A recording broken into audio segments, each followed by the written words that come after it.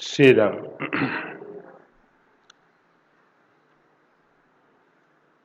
नींद कम करने के लिए क्या करना चाहिए? बहुत प्रयत्न करने पर भी तमोगुण कम नहीं होता है, क्या करें?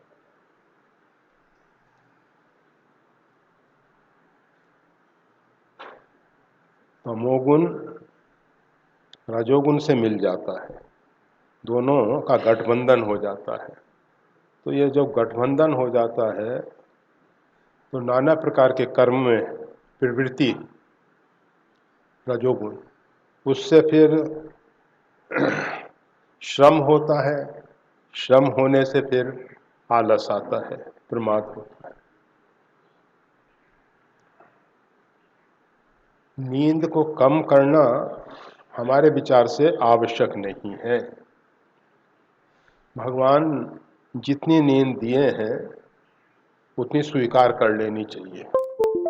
अब ये कैसे मालूम हो कि कितनी नींद भगवान ने दी है, कितनी हमारी है? जो प्रगाढ़ नींद है, सुषुप्ति, वो परमात्मा प्रदत्त है। उसी में परमात्मा हमारे हृदय स्थान में हमारे साथ बैठे रहते हैं या साथ विश्राम करते हैं। तो जो सुषुप्ति की अवस्था है उसमें जितनी देर रहा जा सकता है ठीक है। उसके अतिरिक्त जो स्वप्न अवस्था है उसमें कुछ आवश्यक है, कुछ अनावश्यक है। अगर स्वप्न अवस्था बिल्कुल ही निरर्थक होती तो भगवान उसको बनाते ही नहीं। स्वप्न किस लिए आते हैं? दिन भर अनेक बार हमारे जीवन में ऐसे अवसर आते हैं, सामाजिक व्यवस्थाओं के कारण, व्यवहार के कारण, अपनी छवि को सही रखने के कारण बहुत से ऐसे कार्य हैं जो हमको करने हैं, नहीं कर पाते हैं। कुछ ऐसे भी हैं जो नहीं करने हैं और नहीं कर पाते हैं। समाज में देखा जाता है कि मान लीजिए आप रामायण का पाठ करना चाहते हैं,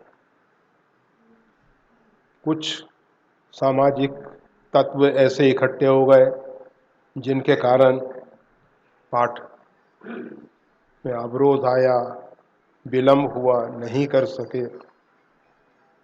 कभी कभी ऐसा भी होता है कि समाज में किसी व्यक्ति ने हमारे साथ अभद्र व्यवहार कर दिया। अभद्र व्यवहार कर दिया, हमको आया कि इसकी अभी गर्दन तोड़ दें, परंतु कुछ नहीं कर सकते। यहाँ तक कि आप शब्द भी नहीं बोल सकते, गाली भी नहीं दे सकते। इंसान का जब शारीरिक बल नहीं चलता है तो वो गाली देगा। जो कमजोर लोग होते हैं ना, निर्बल लोग, वो गाली दे के अपना काम चला लेते, परंतु वो भी नहीं हो सका। क्रोध के परख वचन बल, मुनवर कहे विचार। क्रोध का बल जो है ना वो है कठोर शब्द। परंतु लोग क्या कहेंगे, समाज क्या कहेगा? नहीं, इंसान मान प्रतिष्ठा के लिए,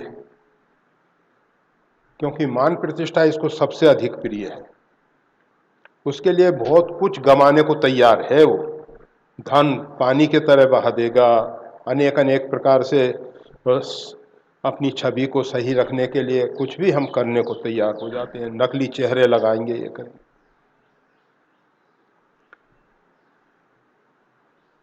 तो ये सब जो स्थितियां बनती हैं जीवन में, और भी बहुत सी बातें हैं। रात्रि में स्वप्न के समय मस्तिष्क का वो कचरा निकाल के फेंक दिया जाता है। आप देखेंगे बहुत से लोग स्वप्न अवस्था में बोलते हुए पाए जाते हैं, बोलते रहते हैं, और बहुत से तो हाथ पैर भी चलाते हैं, और बहुत से तो यहाँ तक देखे गए कि कुछ जाके चमत्कार करके आ जाते हैं, फिर सो जाते हैं। उनको नहीं मालूम पड़ता कि हम गए और कुछ करके आ गए। एक घटना हमारे आश्रम में घटी। बड़ौदा के एक किरण बहन अभी हैं, उनके पति देव अभी स्वर्ग सिधार गए, अभी मतलब कुछ समय पहले। तो एक बार वो ऋषिकेश आश्रम पे थे। अब ऋषिकेश आश्रम पे थे, कृपालू जी के यहाँ, कृपालू जी कहीं बाहर गए हुए थे। तो एक व्यक्ति ने आके कहा कि आपके यहाँ से कोई व्यक्ति आया और हमको 2-4 जमा के लगा के चला गया। हमने कहा भाई आश्रम से किसी को आपके यहाँ विरोध नहीं है, कृपालू जी से बड़ा प्रेम का संबंध है, सब बातें हैं, ऐसा कोई क्यों करेगा। उस समय तो कुछ नहीं मालूम पड़ा, परंतु बाद में मालूम पड़ा कि वो जो जिन सज्जन की हम बात कर रहे हैं, वो किरण बहन के पति, हमें नाम नहीं ख्याल, उनको रात्रि में नींद के समय, सोते समय उठ के कुछ भी इस प्रकार का कार्य करके आ जाने का अभ्यास। तो ऐसा देखा जाता है कि वो सब जो दिन में हम नहीं कर पाते वो सब करते हैं। बारडोली में हम पहुँचे, बहुत पहले की, लगभग 40-45 साल से ज़्यादा पुरानी बात है, और 50 भी हो गए हों तो। एक सज्जन ने आके कहा हमारे घर पे कपड़े ऐसे कट जाते हैं जैसे कैंची से काट दिए हों, ब्लेड से काट दिए हों। घर पे बाहर का कोई व्यक्ति आता नहीं है, घर के जो 4-6 व्यक्ति जो भी हैं वो कोई करता नहीं है ऐसा। तो ये सब स्वप्न के समय, स्वप्न अवस्था में लोग इस प्रकार के चमत्कार करते हैं। तो वो स्वप्न के समय कचरा बाहर निकलता है, उसको निकल देना चाहिए। नहीं निकलेगा तो आपके अंदर कुंठा पैदा होगी, और फिर जिसको डिप्रेशन कहते हैं। तो इसलिए उस गंदगी का निकलना बहुत आवश्यक है, इसीलिए भगवान ने स्वप्न अवस्था बनाई है। दूसरा, स्वप्न अवस्था में जो भी स्थूल शरीर में घटित हो रहा है वो सूक्ष्म शरीर में पहले घटित हो जाता है। जो स्थूल जगत में घटित होने वाला है वो सूक्ष्म जगत में पहले घटित हो जाता है। भगवान श्री कृष्ण अर्जुन को दिखाते हैं कि देख मेरी दाढ़ में ये भीष्म, द्रोण, कर्ण, मतलब काल रूप में भगवान उनको भक्षण कर रहे हैं, चबा रहे हैं। तो वो सब पहले ही हो गया। ये सूक्ष्म जगत में जो घटनाएं घटित होती हैं, इसीलिए वो त्रिजटा नाम राक्षसी एका, रामचरण रति निपुण विवेका, सबनो बोल सुनाए सी सपना। उसने अपना स्वप्न, और फिर उसने कहा भी हो ये सत्य गए दिन 4 दिन में स्वप्न सत्य हो जाएगा। हनुमान जी महाराज सुन रहे थे, उन्होंने कहा ये ऐसी बात कर रही है, ये स्वप्न कैसे सत्य होगा। जब रावण ने सबको बुला के कहा कि कब के ममता पूंछ पर सबई कहो समझाए, तेल बोर पट बांध मुनि पावक देव लगाए। तो हनुमान जी भई सहाय शारद में जाना। हनुमान जी ने कहा कि हाँ, शारदा ही रावण के मुख में बैठ के वो जो त्रिजटा का स्वप्न है उसको सत्य करा रही है। तो कहने का मतलब ये है, भविष्य की बहुत सी बातें स्वप्न में पहले मालूम पड़ती हैं, जो होने वाली हैं घटनाएं। ऐसा तो भरत जी देखहीं रात भयानक सपना, जाग कर ही कटिकोट कल्पना,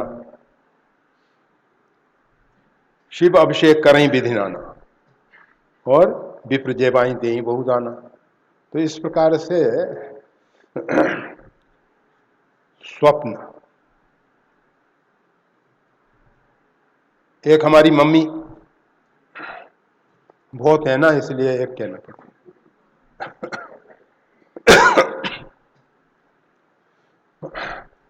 केदारनाथ में थी। उन्होंने स्वप्न देखा कि इस प्रकार से हाथियों का झुंड आया और ऐसा किया वैसा किया। हमने कहा शिव अभिषेक करो विधि नाना, भगवान केदार बाबा का अभिषेक पूजन करो वो भगवान से। वो फिर वहाँ से कार्बेट पार्क गए, तो कार्बेट पार्क में रोड पे हाथियों के झुंड ने उनकी गाड़ी को रोक लिया। तो मतलब स्वप्न, इस प्रकार से भविष्य की बहुत सी बातें स्वप्न में मालूम पड़ती हैं। तो स्वप्न भी आवश्यक है, निरर्थक कुछ नहीं है। जो भी परमात्मा ने किया है, कर रहे हैं, वो सब सही है, सब सही है उसमें। तो नींद जितनी आवश्यक है, अर्थात जो प्रगाढ़ नींद है, सुषुप्ति, वो तो बहुत आवश्यक है, अति आवश्यक है, परम आवश्यक है। उसकी पूर्ति नहीं होगी तो मस्तिष्क को रेस्ट नहीं मिलेगा, आराम नहीं मिलेगा, और आराम ना मिलने के कारण फिर विक्षिप्त हो जाएगा मन। इसलिए उपयुक्त नींद, गीता में भगवान यही कहते हैं, युक्ताहार विहारस्य युक्त चेष्टस्य कर्मसु युक्ता स्वप्ना बोधस्य। युक्त नींद को भी लेना चाहिए, ऐसा नहीं है। युक्त स्वप्न अवस्था में भी रहना चाहिए, वहाँ स्वप्ना बोधस्य है स्वप्न, और युक्त जागरण भी करना चाहिए। तो ये आवश्यक है। अब जो अनावश्यक है उसको कैसे समझें, वो प्रश्न इस प्रकार का है। अनावश्यक को कैसे समझें? आपका मन जब जिस किसी कार्य में लगा होता है, जिस कार्य के प्रति आपकी रुचि है, आपको नींद नहीं आती। इधर उधर की बातें लोग, हम अपने शब्दों में कहें, कूड़ा कचरा हमारे मस्तिष्क में फेंक रहे होते हैं, हम उनको फेंकने देते हैं। वो ऐसे समय में नींद नहीं आती है। टीवी पे कोई ऐसे कार्यक्रम आ रहे हैं जिनमें हमारी रुचि है, नींद नहीं आती है। और अगर ऐसे कार्यक्रम है जिसमें हमारी रुचि नहीं है तो नींद आ जाती है। तो जो रुचि के समय नींद नहीं आती है, उसके अतिरिक्त जो नींद है वो अनावश्यक है, जो आ जा रही है। और फिर इसका एक दूसरा मापदंड भी है, 24 घंटे को 6 भाग में विभक्त कर लो। 24 घंटे में 6 घंटे सोने के लिए, 6 घंटे आहार विहार सामाजिक व्यवहार कार्य, 6 घंटे अर्थोपार्जन के लिए। परंतु जो अर्थोपार्जन नहीं करते हैं या अर्थोपार्जन के लिए साधन नहीं करते हैं, उनको चाहिए कि सेवा कार्य में 6 घंटे दे दें, 6 घंटे आत्मकल्याण के लिए, साधना के लिए। तो इस प्रकार से 24 घंटे को बांट लेना चाहिए। तो 6 घंटे की नींद लगभग पर्याप्त है। किसी को अवस्था के अनुसार, मौसम के अनुसार शीतकाल में अगर सही खुराक मिलती है और सही ओढ़ने का व्यवस्था ठीक है, रूम का टेम्परेचर सही है, तो नींद अच्छी आती है, अच्छी आती है। और आपको सबको मालूम है कि ब्रह्म मुहूर्त के समय अधिकांश लोगों को नींद खूब आती है, क्योंकि वो समय जो है मस्तिष्क को शांति देने वाला समय है। उस समय अगर आप उठ जाओ और उठ के आत्मकल्याण के लिए ध्यान इत्यादि में प्रवृत्त हो तो बहुत अच्छा ध्यान हो सकता है। तो ये जो अनावश्यक नींद है, रुग्ण अवस्था में बहुत स्वप्न आते हैं, बहुत स्वप्न आते हैं, और वो सब अनावश्यक हैं, परंतु आते हैं, क्या किया जा सकता है, आने देना चाहिए। पित्त के बढ़ने पर नींद अधिक आती है, क्योंकि नींद के समय पित्त का शमन होता है। आपका पित्त बढ़ा हुआ है, आप सो जाओगे तो पित्त कम हो जाएगा। तो ये अनेक कारण होते हैं। पेट में गंदगी है और उससे मस्तिष्क पे गर्मी चढ़ रही है, उससे भी नींद आती है। और पेट साफ होने के बाद जो नींद आती है वो सुषुप्ति अच्छी आती है। जिनका पेट बिल्कुल साफ रहेगा और पेट पे अनावश्यक बोझ नहीं लादा गया होगा, अनावश्यक अर्थात जितनी हमारी आंतों की क्षमता है उससे अधिक जो हम बोझ लाद देते हैं तो वो अनावश्यक, तो नींद अच्छी आती है।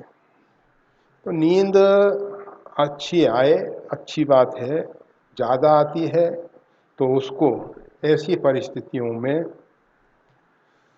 अपनी रुचि के अनुरूप कार्य कर लेने चाहिए। किसी को लेखन कार्य में रुचि है, किसी को स्वाध्याय में रुचि है, किसी को भगवान के जप में रुचि है, किसी को भगवान की पूजा में रुचि है, किसी को अन्य सेवा कार्यों में रुचि है। जिसमें रुचि हो वो करना चाहिए, तो उसमें लगे रहने से नींद नहीं आएगी। जिसमें रुचि है ना उसमें नींद नहीं आती। अब हम कहा करते हैं, एक महिला है, बिस्तर पे लेट गई है, सोने जा रही है, तब तक कॉल बेल बजा, दरवाज़ा खोला, वो उस महिला का भाई आया है। अरे बहुत खुश हो गई, बहुत खुश हो गई। अब तो उसके लिए भोजन तैयार कर रही है, और पहले उसका पति कह रहा था कि नहीं नहीं अब तो इतना हम थक चुके हैं कि उठ नहीं सकते हम। कहीं एक गिलास उठा के जल का नहीं दे सक रही थी उस समय। और तो जहाँ रुचि है, जिसके साथ हमारी चित्तवृत्ति जुड़ी हुई है, तो उसमें आलस नहीं आएगा, आलस नहीं आएगा। और भजन साधन में जो नींद आती है उसमें एक प्रधान कारण, ये सब कारण तो हैं ही, इसके अतिरिक्त एक प्रधान कारण और भी है। वो ये है कि देवी ही है श्याम गुणमयी मम माया दुर्गया।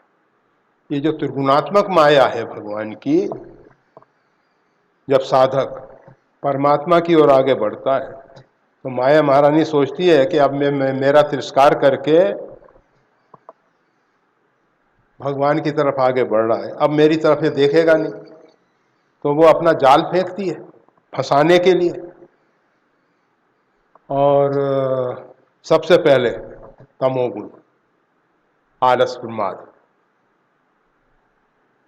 तो ऐसी स्थितियों से बचने के लिए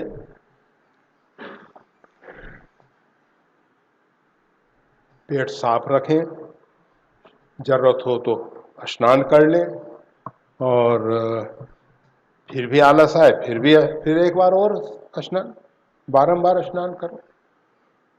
अब ऐसे नहीं कि इस समय हम कहें कि स्नान कर लो, पर जब आलस आए और हम नहीं चाहते हैं कि आलस आए, तो स्नान इत्यादि करके अपने जो भी करने जैसे कार्य हैं, जो आवश्यक कार्य हैं, वो कर लेने चाहिए, वो कर लेने चाहिए। तो बस इस विषय में और तो बहुत ज़्यादा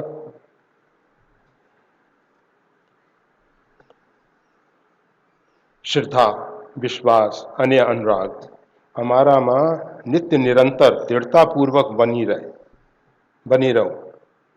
और ये भी श्री सद्गुरुदेव चरणों में प्रार्थना, गुरु कृपा ही केवलम, शिष्य परम मंगलम।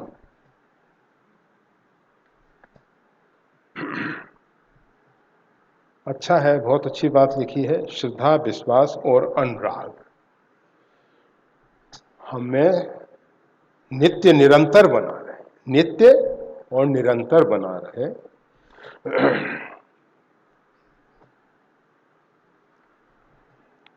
इसके लिए करहु सदा सत्संग। श्रद्धा, विश्वास और अनुराग, वैसे हमेशा इस विषय में चर्चा होती ही आ रही है। इस श्रद्धा और विश्वास भगवान शिव और पार्वती का स्वरूप है। तो जब हम भगवान शिव का चरित्र सुनते हैं, पृथ्वी कही में शिव चरित बूझा मरम तुम्हार, सुच सेवक तुम राम के रहित समस्त विकार। शिव चरित्र, पार्वती जी का चरित्र, तजऊ न मैं नारद के उपदेशूँ, आप कहीं सतवार महेशु, कनकऊ पुनि पाषाण ते होई, जारे सहज न परिहर सोई। तो इस प्रकार से जो पार्वती जी की निष्ठा है, चरित्र है, उसको सुनना चाहिए। शंकर जी के चरित्र को सुनना चाहिए। किस प्रकार से भगवान शंकर और गोस्वामी तुलसीदास जी ने जो शिव चरित्र का वर्णन किया है, वो जरूर पढ़ के समझ के अपने जीवन में चरितार्थ करने की भी जरूरत होती है। तो वो सब करने से तो श्रद्धा, विश्वास, और जहाँ श्रद्धा और विश्वास है तो अनुराग अपने आप होगा। ये दो बातें ऐसी हैं, वैराग्य और अनुराग। वैराग्य होने पे अनुराग होता है, अनुराग होने पे वैराग्य होता है।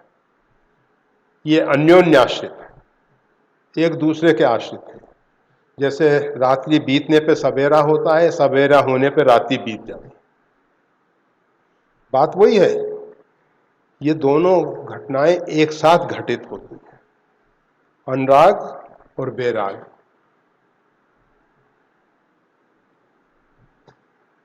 हृदय बहुत दुख लाग, जन्म गयो हरि भक्ति बिनु, कोई न विषय विराग, जन्म गयो हरि भक्ति बिनु। ये मनु महाराज, जिनसे ये हम सब मानवीय सृष्टि में आए हैं, हम सब जो मानव शरीर पाए हैं, हमारे मूल में मनु महाराज, उनके द्वारा ये मानव सृष्टि का विस्तार हुआ है। उन्होंने कहा कि अहमता और ममता में रहकर भवन वसतवा चौथपन, भवन का मतलब ये नहीं कि मकान में आप एक मकान को छोड़ के दूसरे मकान में भी जाके बस सकते हो, कहीं भी रह सकते हो, कुटी में भी चले जाओ। और ये जो बंजारे लोग होते हैं, बंजारे लोग, खाना बदोश, खाना मकान को कहते हैं, दवा खाना, ये खाना, वो खाना, पाखाना। तो ये जो हो मकान को कंधे पे रख के चलने वाले,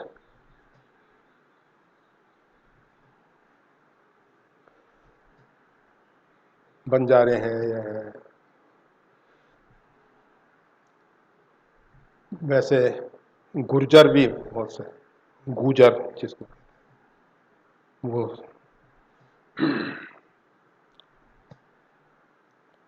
तो ये सब बिना मकान के रहते हैं। तो इनको घर में रहने से बैराग नहीं होता, ऐसा नहीं है। अहमता और ममता में जकड़े रहने से बैराग नहीं होता है। जब तक अन्य है तब तक वैराग नहीं हुआ। आप देखेंगे सांसारिक लोग प्रेम करते हैं, परंतु पति पत्नी से प्रेम करता है, पत्नी पति से प्रेम करती है, पुत्र माता से प्रेम करता है, माता पुत्र से प्रेम, इनकी दृष्टि में अन्य है।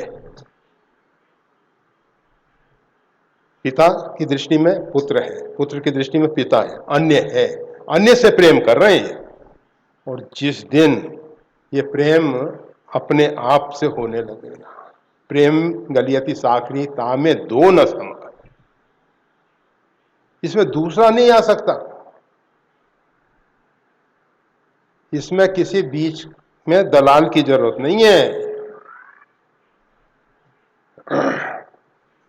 तो यहाँ जहां निष्केवल प्रेम है, निष्केवल प्रेम है, जहां कोई दूसरा नहीं है, प्रेम के लिए हम प्रेम करते हैं, दूसरे के साथ प्रेम करते हैं, वो प्रेम धोखा देगा, पक्का है। इसलिए अनन्य प्रेम की बात की जाए। ये अनन्य प्रेम का अर्थ क्या होता है? ना अन्य, जहां अन्य नहीं है, कोई दूसरा नहीं है, वो प्रेम। भगवान श्री राम ने उसको उसी प्रकार से कहा है, मैं सेवक सचराचर रूप स्वामी भगवान। प्रेम का रसास्वादन करने के लिए थोड़ा में रख लिया गया है, और सचराचर जो कुछ है परमात्मा का ही स्वरूप है। उसमें ये जो मैं कहने वाला पुतला है, ये भी उसी का ही स्वरूप है, उसी का ही अंश है, परंतु जो भी है ठीक है। तो ये जब वैराग्य होता है तब अनुराग होता है। वैसे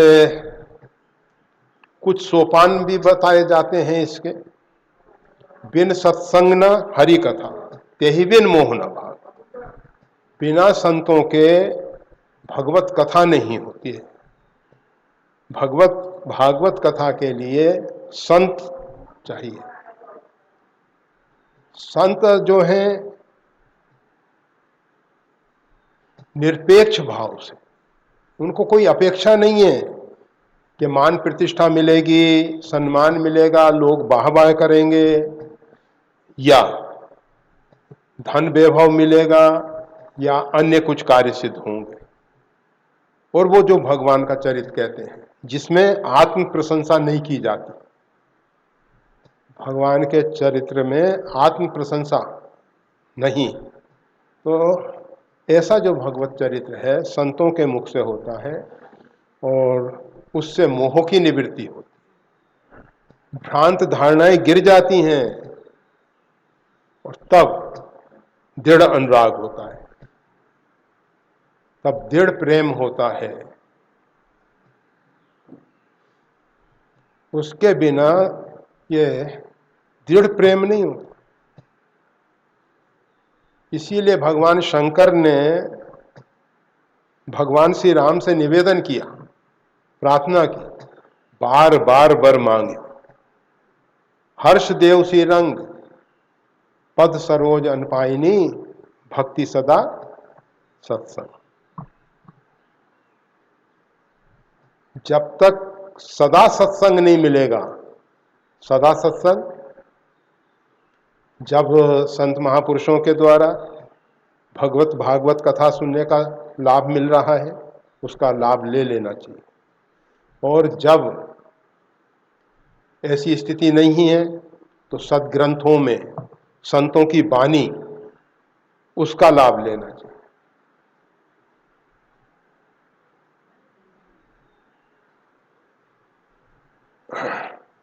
और जब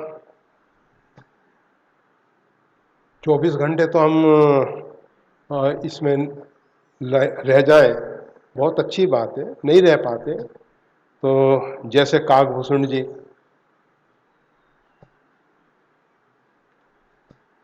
सतोगुण प्रधान स्थिति में भगवान का ध्यान करते हैं, रजोगुण मिश्रित में भगवान की मानसिक पूजा करते हैं, जप यज्ञ करते हैं और भगवान की कथा कहते हैं। कहना सुनना कहत सुनत सबकर हित, कहने वाले का भी हित होता है, सुनने वाले का भी हित होता है। इसमें परस्पर दोनों को लाभ मिलता है।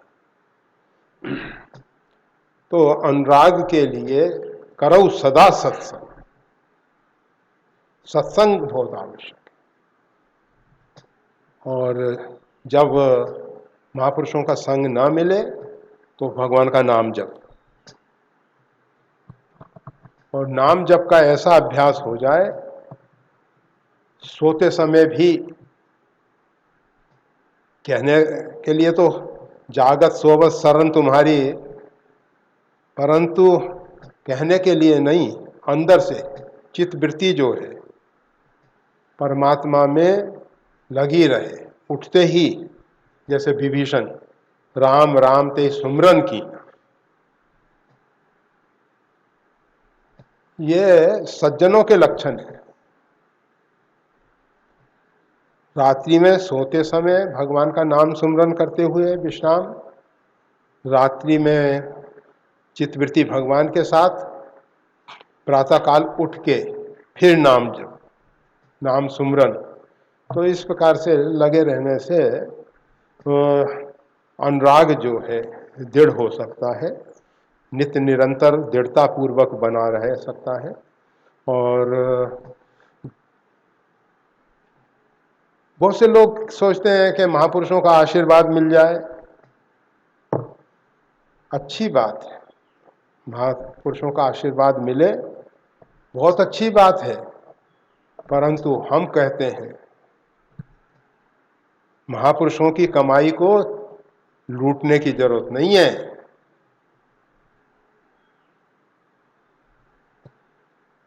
जब कोई व्यक्ति हृदय में उसके प्रेम उमड़ता है अपने से आश्रितों के प्रति, तो हृदय से बारंबार कुछ भाव व्यक्त होते हैं कि भगवान इसका तो भला करें, इसका तो ये कार्य, इसको तो भगवान के श्री चरणों में अनुराग कृपा करके दें। ऐसा हो महापुरुषों के द्वारा, अच्छी बात है, बहुत अच्छी बात, परंतु हमको उनको लूटने की कोशिश नहीं करनी। वो जो कमा कर रखे हैं, वैसे तो महापुरुष बहुत चतुर होते हैं, जितना शुभ कर्म होता है सब भगवान को समर्पित कर देते हैं, अपने पास रखते ही नहीं। अपने पास बैंक बैलेंस नहीं है, जब है ही नहीं अपने खाते में कुछ, अकाउंट में कुछ नहीं है अपने, अगर किसी ने चेक ले भी लिया तो क्या होगा, कोई फायदा नहीं। देते रहो, ऐसा हो ऐसा हो ऐसा हो, क्या फर्क पड़ेगा। तो बस इस विषय में गुरु कृपा ही केवलम, शिष्य परम मंगलम, शिष्य का परम मंगल इसी में है कि कृपा को समझें।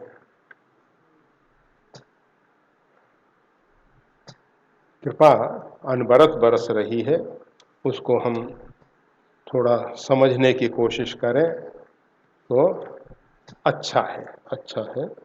कृपा के हम पात्र बने। कहते तो हैं कृपा पात्र आपके, परंतु पात्रता नहीं है। कहने से पात्रता नहीं आती है, पात्र बनने से, अंतःकरण शुद्धि से। थोड़ा सा श्रीमद् भगवत गीता,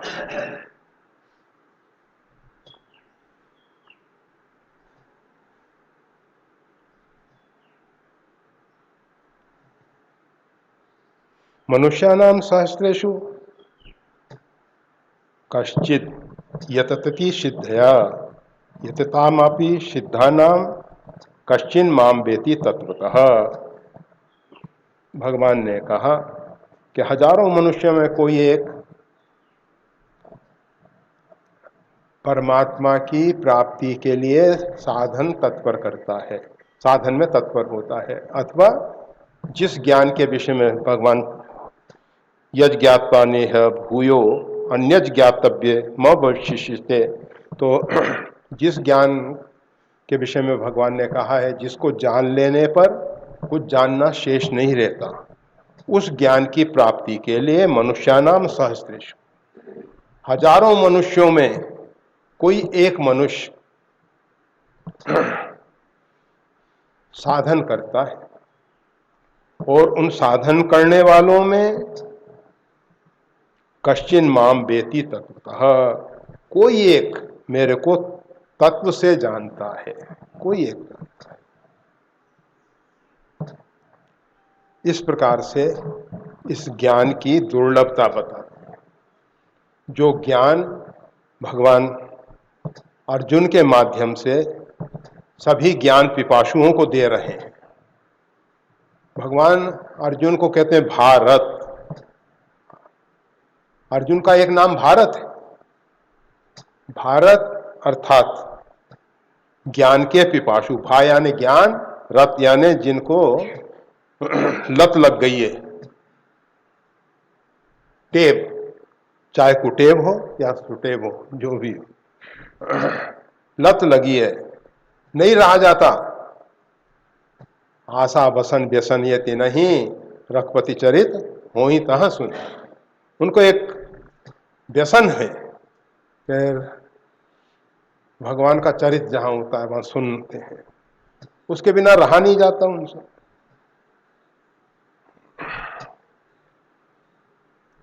तो यहां भगवान ने कहा, ये सब चर्चा कर चुके हैं, अब उस ज्ञान का प्रारंभ भगवान दे रहे हैं।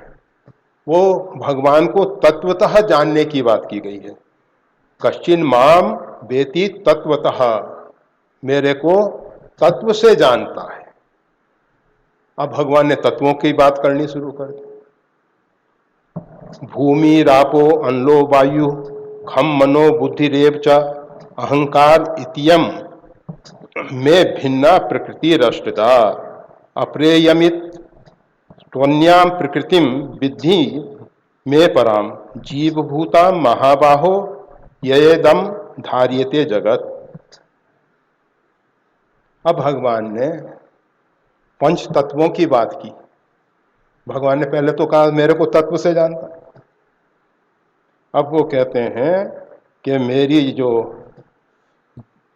प्रकृति है, प्रकृति अष्टधा, अष्टधा मेरी प्रकृति है, 8 प्रकार की मेरी प्रकृति है, 8 भागों में बटी हुई मेरी प्रकृति है। और फिर प्रकृति का भेद, अप्रेयमित अपरा और विधि में पराम और परा, 2 प्रकार की उसके भगवान की जो प्रकृति है, प्रकृति अर्थात स्वभाव, नेचर, सीधा अर्थ। किसी भी व्यक्ति का परिचायक उसका स्वभाव होता है। किसी व्यक्ति को हम कैसे जानते हैं? हम उसके स्वभाव को जानते हैं, हम उसको जानते हैं। कैसे हैं भाई? अरे बहुत आलसी आदमी है, बहुत झगड़ालू आदमी है, अरे बहुत भक्त है वो, बहुत धार्मिक है वो। प्रकृति, प्रकृति व्यक्ति की परिचायक है। तो भगवान का जो परिचय मिलेगा इस प्रकृति के द्वारा मिलेगा। दूसरा, परमात्मा की प्रकृष्ट कीर्ति, उत्कृष्ट प्रकृष्ट कीर्ति, प्रकृति। भगवान ने अपनी जो प्रकृति, उन्होंने ये जो कीर्ति बनाई है, उसके अंदर जो संकल्प हुआ एक ओम बहुश्याम, एक से अनेक होने का, उसका परिणाम क्या आया? भूमि रापो अनलो वायु खम मनो बुद्धि रेव च अहंकार इतियम में भिन्न प्रकृति रष्टता। भूमि, रापो जल, आपो नारायण, आपो जल को कहते हैं, अनलो अग्नि, वायु, खम आकाश। तो ये क्षितिजल पावक गगन समीरा। भूमि रापो अनलो वायु खम, क्षितिजल पावक गगन समीर।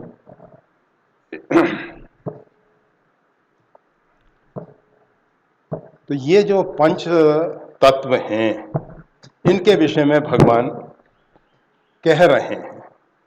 अब आजकल तो सब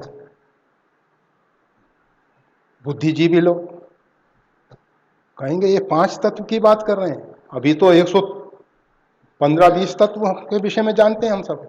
113, 112 पहले थे, फिर धीरे धीरे पहले 103, धीरे धीरे और बढ़ते गए, कभी हो गए 113 और अभी और भी ज्यादा होंगे, जो भी हो। तो इतने तत्व हैं और ये 5 की बात कर रहे हैं। मतलब भगवान अथवा हमारे जितने भी आर्ष ग्रंथ, प्राचीन ग्रंथों में इन पंच महाभूत की ही चर्चा की गई है, पंच तत्व की, पंच रचित ये अधम शरीर।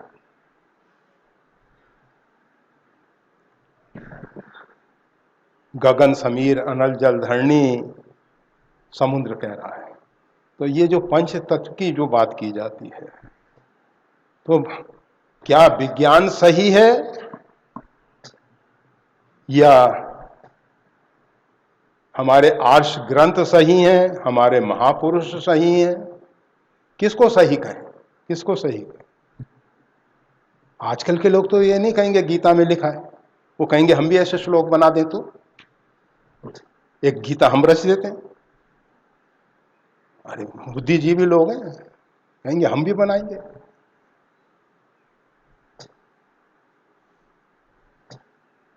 अब कुछ लोग भगवान को भगवान मान रहे हैं, कुछ लोग नरक में रख रखे हैं। क्या करोगे आप? परंतु इन 5 तत्वों की जो बात हमारे आर्ष ग्रंथों में की गई है, ये विज्ञान सम्मत है, ये विज्ञान सम्मत है। आप जानते हैं विज्ञान भी इलेक्ट्रिसिटी, विद्युत को इन तत्वों के भी अंदर एक तत्व के रूप में देखता है कि सबका मूल एक विद्युत, और उसी को हमारे प्राचीन ऋषि महर्षियों ने ग्रंथों में अग्नि के रूप में स्वीकार किया, उसी को अग्नि के रूप में स्वीकार किया गया। अग्नि जब सॉलिड रूप में आई, तो सॉलिड रूप में, ठोस रूप में, तो उसको पृथ्वी से बड़ा सॉलिड कुछ दिखाई नहीं दिया, इसलिए उन्होंने उसको कहा पृथ्वी।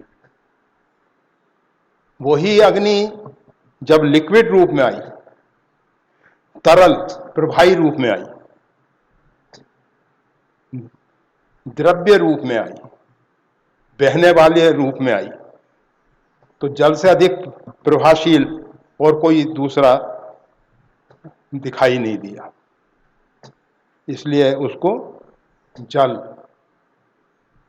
और उसी हर एक चीज की तीन स्थितियां होती है ना, जल, भाप, बाष्प, बर्फ, जल का सॉलिड रूप बर्फ, और बर्फ जल का बाष्प, भाप, स्टीम, जो भी आप।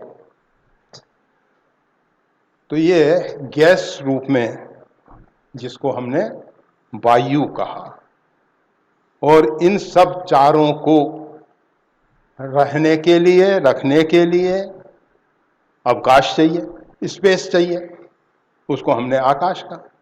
सीधी सी बात है, ये एक ही तत्व है अग्नि, और अग्नि के ठोस रूप में पृथ्वी, जल रूप में, प्रवाही रूप में जल, और बाष्प रूप में, गैस रूप में वायु। तो इस प्रकार से ये जो पंच तत्व कहे जा रहे हैं, ये पांच की जगह एक ही है। अगर कोई घटना घटित होती है, कहा कि अमुक व्यक्ति को किसी ने मार दिया, प्रश्न उठेगा कहाँ मारा? कहा वो जगह तो थी नहीं कोई। अगर जगह नहीं थी तो ये मारने वाली घटना गलत हो जाएगी, हो ही नहीं सकती। कोई स्पेस तो चाहिए ना, स्थान तो चाहिए ना। तो ये पंच तत्व रहेंगे कहाँ?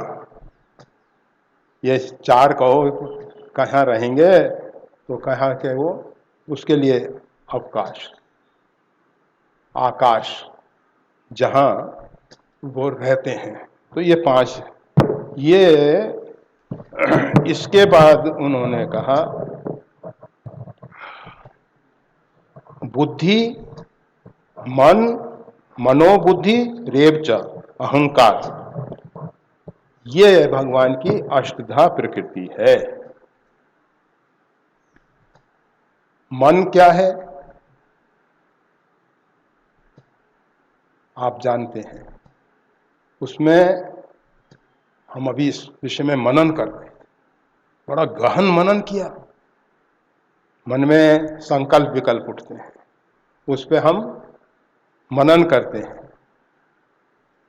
वो कार्य मन का है, मन का है। यह अंतःकरण चतुष्टय हैं,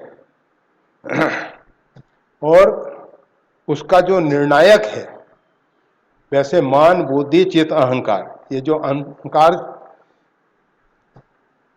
ये अंतःकरण चतुष्टय जो हैं, ये चार नहीं हैं, एक है। परंतु कार्य भेद से, जैसे एक व्यक्ति रसोई बनाने लगा, हमने कहा रसोईया जी भोजन तैयार हो गया। वही व्यक्ति पूजा कर रहा है, हमने कहा पुजारी जी आरती हो गई। वो कुठार संभालने लगा, कोठारी जी कोठार में क्या क्या सामान है? व्यक्ति एक ही है, परंतु कार्य भेद से चार संज्ञा। और ये सूक्ष्म, मन से बुद्धि सूक्ष्म है, बुद्धि से अहंकार सूक्ष्म।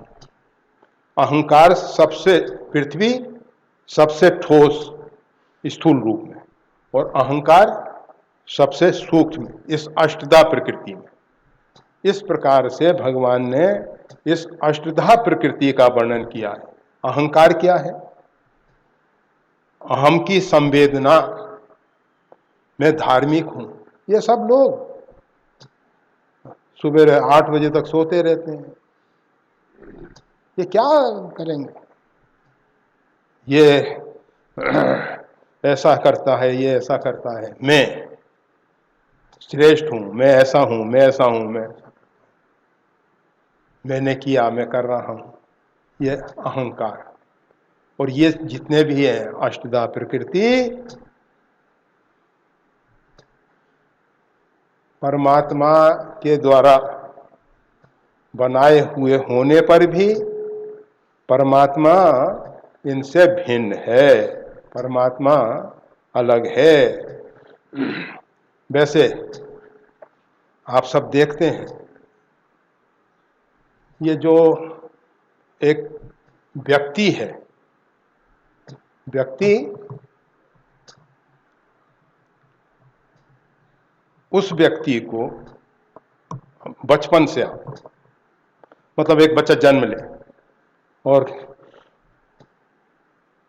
उसकी मां उसको केवल खुराक दे, बोले नहीं उसके साथ, वो शब्द ना सुने और उसको ऐसे स्थान पर रखा जाए जहां किसी दूसरा शब्द को भी हो, थोड़े दिन बाद जब मां से उसका छुटकारा हो जाए तो फिर दूसरों के द्वारा उसके आहार इत्यादि की पूर्ति कर दी जाए और फिर वो 15, 16, 17 साल का भी हो जाएगा, परंतु ना तो उसका मन कुछ काम करेगा, ना बुद्धि का, ये सब ऊपर से लादा हुआ है। उसके अंदर सुन सुन के अब बच्चे को कहते हैं ये बच्चा बड़ा क्रोधी है, माता पिता कहेंगे बड़ा क्रोधी है, वो क्रोधी बनता चला जाएगा, बनता चला जाएगा। माता पिता उसको क्रोधी बना रहे हैं, बड़ा हट्टी है ये, बड़ा ढीठ हो गया है, ये ऐसा हो गया, ऐसा हो गया। बच्चा कहता है बहुत अच्छे, ऐसे ही है, वो वैसे ही बन जाता है। जैसा जैसा वो सुनता जाता है, उसकी जब कहो कि ये बच्चा बड़ा अच्छा है और माला लेके बैठता है, ये पिताजी जब इसका रामायण का पाठ करते हैं तो वहां जाके बैठने लग जाएगा। वो जैसा चाहते हैं हम वैसा उसको बना देते हैं। ये संसार के लोग संसर्गजा गुण दोषा भवंती, संसर्ग से ये गुण और दोष आते हैं। तो ये जो अष्टधा प्रकृति है, ये सब ऊपर से लादा हुआ मामला है, लादा हुआ। और इसको गीता में 3 प्रकार से, यहां परा और अपरा के रूप में, ये अपरा, ये जो अष्टधा प्रकृति है अपरा है, और परा चेतन जीव, उसका अभी आ रहा है, वर्णन आ रहा है। और क्षर और अक्षर, क्षर पुरुषोत्तम, अक्षर पुरुषोत्तम, और इन दोनों से भिन्न पुरुषोत्तम। चिद विशिष्ट, मतलब ये जो आपका विशिष्टाद्वैत सिद्धांत है, चिद और अचित, विशिष्ट जो ब्रह्म है, चिद विशिष्ट ब्रह्म और अचित विशिष्ट ब्रह्म, जिसको चिद यानी परा, अचित यानी अपरा, और उसी को क्षर और अक्षर, उसी को क्षेत्र और क्षेत्रज्ञ, क्षेत्र ये अष्टधा प्रकृति, और इस क्षेत्र को जानने वाला क्षेत्रज्ञ, कौन जानता है? वो क्षेत्रज्ञ, वो चित, चेतन, चिति। तो ये गीता में इस प्रकार से इन तीनों का वर्णन, पुरुषोत्तम तो है ही, वो निर्लिप्त है, सब करते हुए भी वो करता है, उसके द्वारा सब हो रहा है, सब में वो है और सबसे वो परे है। उसको समझना वो हमारे इस छोटी सी बुद्धि का विषय नहीं है, फिर भी कहा जाता है उसको समझाने के लिए। तो भगवान अपना परिचय देने के लिए अष्टधा प्रकृति का वर्णन करते हुए कहते हैं, अपरे यमित त्वन्या प्रकृतिम विधि में पराम। ये जो ऊपर अष्टधा प्रकृति कही गई है, ये मेरी अपरा प्रकृति है, और अब मेरे द्वारा विधि में पराम, अब जो परा है उसको तू जान, समझ, तू जानने की कोशिश कर। जीवभूता महाबाहो ये यदम धार्यते जगत, उसको कहते हैं जीव, चेतन। उस हे महाभाव, उसने सारे जगत को धारण कर रखा है। उसने सारे जगत, मतलब परा और अपरा। अपरा में अष्टधा प्रकृति आती है, परा में चेतन जीव आता है। ये चेतन जीव जो है, त्रिविध जीव जग वेद बखाने, विषय साधक सिद्ध सयान, ये तीन प्रकार से देखा जाता है। कैसे कैसे? एक जीव जो है संसार में आ गया है, रामकृष्ण परमहंस उसको ऐसे कहते हैं कि एक मछेरे ने मछली को पकड़ने के लिए जाल फेंका, उसमें 3 प्रकार की मछलियां फंसी। कुछ मछलियां जो मछेरे के पैर के पास थी वो उसमें नहीं फंसती, क्योंकि उसने मछेरे का, मछली मारने वाले का पैर पकड़ लिया। इसी प्रकार से परमात्मा ने संसार रूपी जाल में हमको फंसाने के लिए फेंका। इसमें वो जो परा प्रकृति की बात भगवान कर रहे हैं, उसमें 3 प्रकार के जीव आए। कौन कौन से आए? एक तो आया विषय, अर्थात बद्ध जीव। माया ईश न आप कहूं, जान कहिए सो जीव। जो ना तो माया को जानता है, ना अपने आप को जानता है, को हम, मैं कौन हूं नहीं जानता, ना वो ईश्वर को जानता है, मेरा कौन है, मैं कौन हूं, मेरा और मेरे बीच में कौन है। वो गोस्वामी तुलसीदास जी ने कहा, एक अलखिया साधु अलग ऐसे ऐसे चिल्ला, अलग अलग। गोस्वामी जी कहते हैं, हम लख, हमई हमार लख, लख हम हमार के बीच, तुलसी अलखई का लख है, राम नाम जप नीच। हम लख, अपने आप को देखो, हमार लख, हमारा कौन है, मैं कौन हूं, मेरा कौन है, लख हम हमार के बीच, मैं और मेरे के बीच में कौन पर्दा आ गया है, माया। इसको जान। और अगर तेरे को ये कुछ नहीं समझ में आता, अलग अलग मत चिल्ला। अलखनंदा में अगर आनंद आ जाए तब तो फिर कहना ही क्या है। अलखनंदा का आनंद अभी कोविड ने खराब कर रखा है। तो मैं कौन हूं, मेरा स्वरूप क्या है, मेरा जीवन का लक्ष्य क्या है, उद्देश्य क्या है, मेरे और मेरे उद्देश्य के बीच में कौन सी रुकावटें आ रही हैं। माया, ईश और जीव, इसकी विवेचना। अगर ये सब नहीं समझ में आता तो अलग अलग चिल्लाने से कोई फायदा नहीं भाई। राम नाम जपो, राम नाम जाना चाही गूढ़ गति जेऊ, नाम जी जप जान ही तेऊ। जो अत्यंत गोपनीय रहस्य है उसको अगर जानना चाहते हो तो राम नाम जपो। सब तुलसी भीतर बाहरे जो चाहे प्रत्याश, राम नाम से सब हो जाएगा। तो यहां एक जीव वो है जो संसार रूपी जाल में फंस गया है, परंतु खाओ पियो मौज करो, कोई चिंता नहीं, होने दो जो हो रहा है, काल सिर पे खड़ा है। अभी पानी से बाहर होते ही काम तमाम हो जाएगा अपने आप, परंतु चिंता ही नहीं है। कुछ मछली ऐसी हैं कि जाल में से निकलने के लिए छटपटा रही हैं, व्याकुल हो रही हैं। उसको कहते हैं मुमुक्षु साधक। और कुछ मछली ऐसी हैं जाल को काट के निकल गई हैं। मछली के दांत तो होते हैं परंतु भोजन चबा के नहीं करती।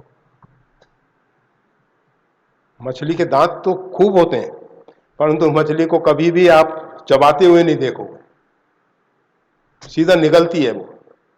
उसके पेट में भगवान ने ऐसा रस दे रखा है, सब गल जाता है। सब गल जाता है। हम सब नहीं चबाएं ना, ऐसे निगलने लग जाएं तो नहीं काम चलेगा, क्योंकि हम जब चबाते हैं तो उससे रस निकलता है और वो रस उस भोजन के साथ मिलता है, तब वो भोजन पचता है, डाइजेस्ट होता है। आप देखो बच्चे माता का स्तनपान करते हैं ना, ऐसे ऐसे करके वो रस उसमें मिला मिला के अंदर भेजते हैं। गाय का बछड़ा को देख लो आप, वो भी ऐसा ही करता है, मुंह से ऐसा ऐसा करता रहता है जिससे वो रस उस दूध में मिले। हम सब गिलास भर के पी जाते हैं, क्या लगेगा वो शरीर को, क्या लगेगा, कोई फायदा नहीं। तो सबकी कला है, दूध को रोटी जैसे चबा के पी, और रोटी को दूध के जैसे लिक्विड करके पियो, देखो आपकी तंदुरुस्ती। तो एक वो मछली जाल को काट के बाहर निकल गई, वो है सिद्ध, विषय साधक सिद्ध। सिद्ध जो है ना वो सयाने हैं, वो समझता है। और एक केवल परम पद वाले और एक नित्य कोटि के, ये 5 प्रकार के जीव हैं। ममे बांशो जीव लोके जीवभूता सनातन, ये 5 प्रकार के जीव हैं। आज बस इतना ही। जीवभूता महाबाहो ये एकदम धार्यते जगत, तो ये जो है संपूर्ण जगत जो है, जगत को जो धारण करने वाला है वो है चेतन। वो चेतन जो हम सब के अंदर, जिसको हम सब आत्मा कहते हैं, और एक समष्टि आत्मा जिसको हम परमात्मा कहते हैं।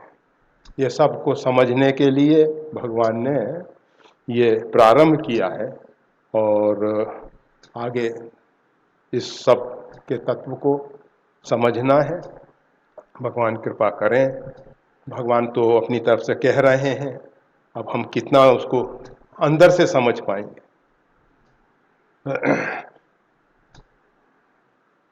कहत सुनत सब समझत कोई, कहते सुनते तो बहुत हैं, परंतु गीता में भगवान आगे कहेंगे, कोई इस आत्म तत्व को आश्चर्यवत कहता है, कोई आश्चर्यवत सुनता है, और कोई सुनने और कहने के बाद भी इसको नहीं जानता है। ये आत्म तत्व बड़ा विलक्षण है।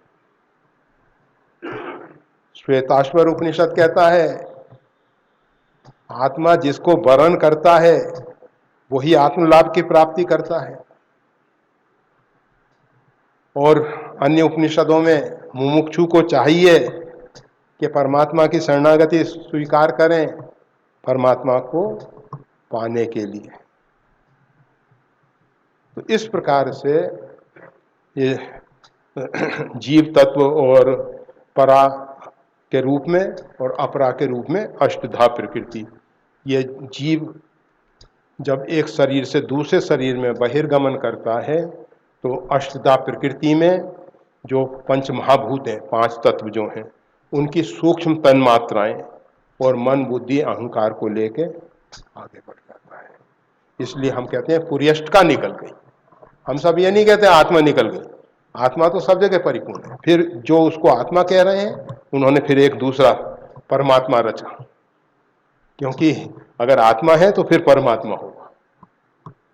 अगर ये जीवात्मा को आत्मा कहेंगे, अहम ब्रह्मास्मि, मैं ब्रह्म हूं, तो फिर एक पर ब्रह्म और होगा। अगर कहो गुरु कैसे हो, तो वो गुरु है, तो फिर एक सदगुरु होंगे। ऐसा सब। जय श्री राम।